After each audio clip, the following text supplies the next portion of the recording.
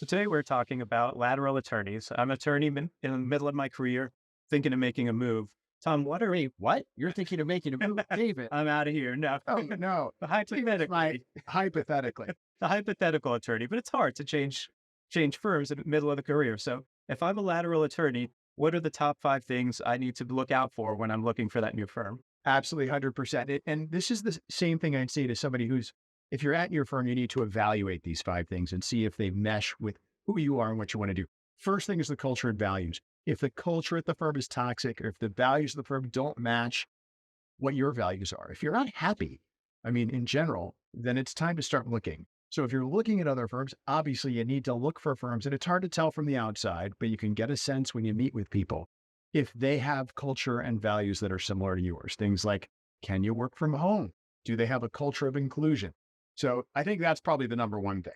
But other things that are really important, especially if you're a mid-career attorney, what are the opportunities for advancement? What are the opportunities to become a partner? What are the opportunities to become a more powerful partner with more business? Like, what does that firm offer you in terms of marketing support?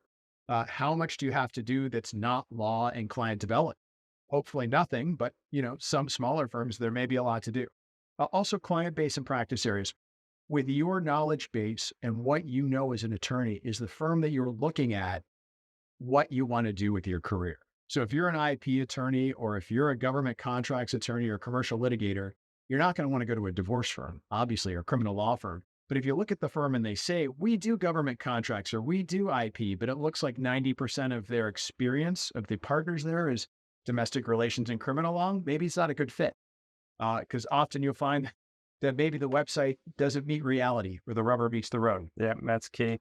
What else? Obviously, everybody's looking about compensation. What should they be asking about in terms of compensation and salary? Well, and I think, look, post-COVID world, compensation is a bigger deal than just dollars and cents.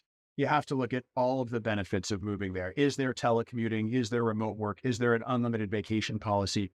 Are there things, do they have 401k? What are the healthcare benefits? Do they have firm events and get-togethers? That's part of culture too. But more than just the pure dollar figure, compensation and benefits is a much bigger thing to look at in a grander scheme. Are you going to have a better life there? Yeah, even if the dollars look different on paper, is really the compensation you're getting for working there equivalent to what you want for part of what I say is number five, work-life balance?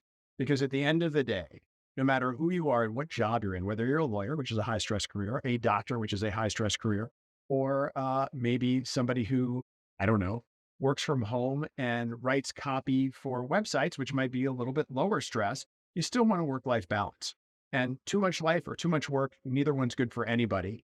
I've even heard from people who are my age who've retired early that having no work is sort of terrible too. So a real work-life balance at a company that allows for that's a huge part, I think, of what every attorney who's looking to move as a lateral or shift firms or shift what they're doing in their career should look at. Yeah, it's very helpful. Thanks, Tom. Yeah, thanks, David. Thanks for having me here on video.